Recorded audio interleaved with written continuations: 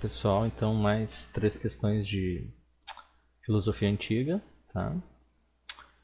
Então, essa é Enem 2021, ano passado. Questão 55. Bom, Sócrates, né? Sócrates falando. Sócrates, dois pontos. Quem não sabe o que uma coisa é, como poderia saber de que tipo de coisa ele é? Ou te parece ser possível alguém que não conhece absolutamente quem é Menon? Esse alguém saber se ele é belo, se é rico e ainda se é nobre. Parece-te ser isso possível? Assim, Menon, que coisa afirma ser a virtude? Que coisa afirma ser a virtude? Então, esse é um diálogo em que Menon pergunta para Sócrates, o que é a virtude. E Sócrates, como em todos os diálogos, né, ele usa a ironia, né, e ele desconstrói a ideia, ele começa a fazer perguntas até o debatedor cair em contradição. E nessas contradições a própria pessoa se dá conta de que não há firmeza no que ela afirma, né? Não há firmeza no que ela afirma, e isso acaba produzindo uma nova ideia, né? Uma ideia mais firme, mais baseada na lógica. Então nesse diálogo aqui, Menon pergunta para Sócrates o que é a virtude. Sócrates, ironicamente, né, diz não saber e devolve a pergunta para Menon. Bom, Menon então diz que acredita que a virtude seja, por exemplo, a virtude do homem seja diferente da mulher, e diferente da criança, e diferente do velho. O homem fazer a gestão das coisas da cidade, a mulher fazer a gestão da casa. Sócrates começa a fazer perguntas, né, para Menon, levando ele à conclusão que a prudência na gestão das coisas serve tanto para mulher quanto para homem, né? Ou para o velho, né? Ou para as pessoas velhas, e que não é uma coisa que difere de homem para mulher. Bom, isso se vocês forem ler, né, o diálogo. Mas qual é a pergunta aqui? Qual é a pergunta? A atitude apresentada na interlocução do filósofo Sócrates, né, com Menon é um exemplo da utilização do ou da. Bom, a gente estudou em sala de aula qual era o método, né? Qual era o método que Sócrates utiliza em todos os seus diálogos? O método dialético, que é isso que a gente estava conversando. Ele faz as perguntas, a pessoa, o debatedor entra em contradição e percebe por si mesmo que esse seu conhecimento é pouco lógico e mal embasado. Então, a partir desta conversa, né, há um parir de ideias, como diz, né?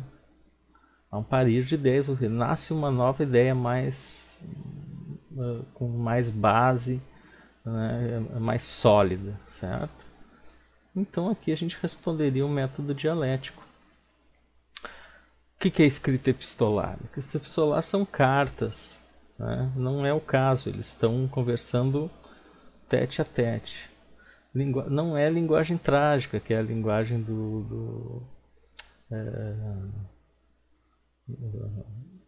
é a linguagem dos os clássicos gregos do teatro, né?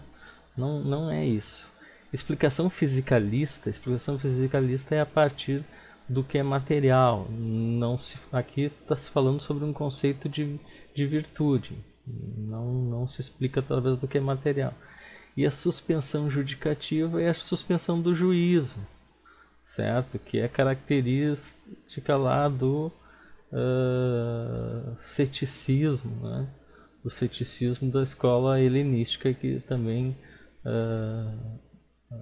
estudamos em sala de aula. Então, é o método dialético. A gente nota esse método dialético nas perguntas, né, que Sócrates está fazendo, tentando primeiro sendo irônico e depois tentando questionar o Mênon sobre se ele tem certeza, né, se ele sabe o que é o que é a virtude. Beleza? Então, vamos sublinhar aqui o método dialético. Certo? Passamos para a próxima.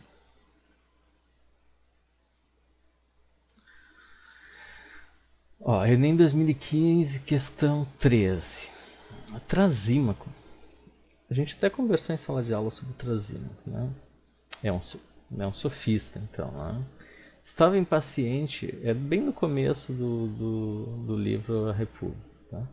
Trasímaco estava impaciente porque Sócrates e os seus amigos presumiam que a justiça era algo real e importante. Algo real e importante, né? Um conceito a ser buscado, certo? E que valesse para todas as situações. Trasímaco negava isso. Em seu entender, as pessoas acreditavam no certo e no errado apenas por terem sido ensinadas a obedecer às regras de sua sociedade. Ou seja, nos termos de hoje, a gente diria que o Trasímaco acreditava que o certo e errado era uma construção social, nos termos de hoje, evidentemente. No entanto, essas regras não passavam de invenções humanas. Bom, bem ao contrário do Sócrates, que acreditava que haveria um conceito de justiça que valesse para todos, né? Um conceito ideal. O sofista Trasímaco, personagem imortalizado no diálogo A República de Platão, sustentava que a correlação entre justiça e ética é resultado do quê? Então, se ele diz que o certo e errado é uma construção social, então nos termos de hoje, e que as pessoas são ensinadas a obedecer essas regras em uma sociedade específica e também pode ser em outra sociedade outras regras e outros certos e outros errados, né? Então qual seria a alternativa correta? Determinações biológicas impregnadas na natureza humana? Não, porque daí, como todos são homens e mulheres, essas determinações biológicas não diferenciariam. Então, as regras seriam as mesmas em todas as sociedades. Não é essa. Verdades objetivas com fundamento anterior aos interesses sociais é o que Sócrates acreditava, né? A justiça como um conceito que valesse para todos os momentos, todas as situações. Mandamentos divinos inquestionáveis legados de tradições antigas. Não, nem entra na discussão isso, né? Entra na discussão a posição de Sócrates como na busca da justiça em si mesma, né? E contra a posição de Trasímaco, que dizia que era uma construção social, que era determinada sociedade teria certos e errados conforme suas regras. Em outras sociedades poderia variar, então também não é essa. Convenções sociais resultantes dos interesses humanos contingentes. Sim, né? É uma convenção social, então, no ponto de vista do Trasímaco, né? Que é resultante do interesse humano que pode variar, que pode vir a ser outro daqui a pouco, né? Esse interesse humano contingente é isso. Ele pode vir a ser um outro, pode se transformar em outro interesse e as regras mudarem, né? O que é certo e errado, o que era certo e errado há 100 anos atrás, hoje não é diferente, né? E por fim, sentimentos experimentados diante de determinadas atitudes humanas. Não tem nada a ver com os sentimentos, né, gente? Então é a letra D, certo?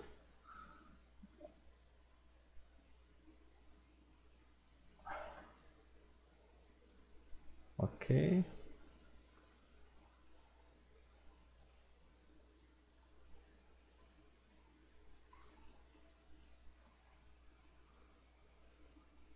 Bom, e para terminar, então, uma de Aristóteles, né? Sem dúvida, os sons da voz, fone, exprimem a dor e o prazer. Também a encontramos nos animais em geral. Sua natureza lhes permite somente sentir a dor e o prazer e manifestar-lhes entre si. Mas o Logos é feito para exprimir o justo e o injusto. Esse é o caráter distintivo do homem face a todos os outros animais. Só ele percebe o bem e o mal, o justo e o injusto, e os outros valores. É a posse comum desses valores que faz a família e a cidade. Tá? Bom, Aristóteles, a política, então. Para o autor, a característica que define o ser humano é o logos, que consiste na...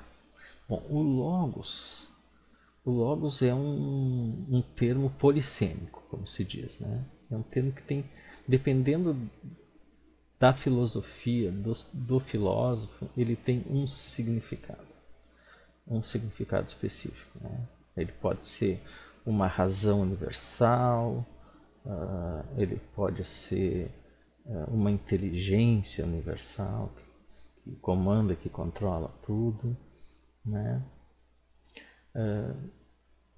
Ele pode até ter um significado similar a um deus, né? Então o logos ele tem vários significados. Em Aristóteles, qual alternativa é a correta? Bom, aqui no texto ele já compara os animais com os homens e já diz que os homens têm um caráter distintivo, diferente dos animais. Só ele pode perceber o bem, o mal, o justo e o injusto, né? E os outros valores. Então, só ele percebendo o bem, o mal, o justo e o injusto e os valores, que ele pode constituir uma cidade, né? Que ele pode ser um habitante de uma cidade. Né? O homem é um animal político, né? Ele só consegue viver em sociedade. Bom, então, ele diferenciando então o homem do animal, qual das alternativas seria? Bom, a alternativa correta é a capacidade racional de discernir. Então, que está bem óbvio no texto, né? Então, se ele tem um caráter distintivo, é porque ele tem essa capacidade racional de discernimento, de escolha, né? De perceber o que é o bem e o mal, o justo e o injusto. E por que não são as outras? Porque, letra A, não se fala em alma. Percebam, apesar do Aristóteles abordar as características da alma humana, né? Da alma vegetativa, da alma racional, certo? Ele, nesse trecho ele não trata disso, né? Não é uma apreensão gradual da verdade, ele não fala na busca de uma verdade, ele só está fazendo a distinção entre a capacidade racional do homem e uma capacidade em relação ao animal que não tem essa capacidade racional. ele pode exprimir dor e prazer, né? E manifestar isso, mas ele não consegue refletir sobre isso, né? Ele não consegue distinguir o que ele está fazendo, se é mal ou bom, se é mal ou bem, ou se é justo ou injusto. Não fala nada sobre segurança material do indivíduo também, e sobre transcendência, que é a letra E, muito menos, né? Ele é um filósofo realista que trabalha com as virtudes,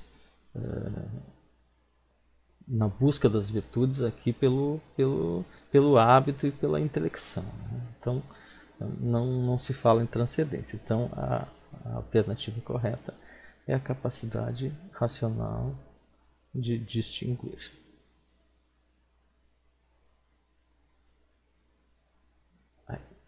Foi meio errado aqui, mas vocês entenderam, né? Ok, então, abraço a todos. Até a próxima.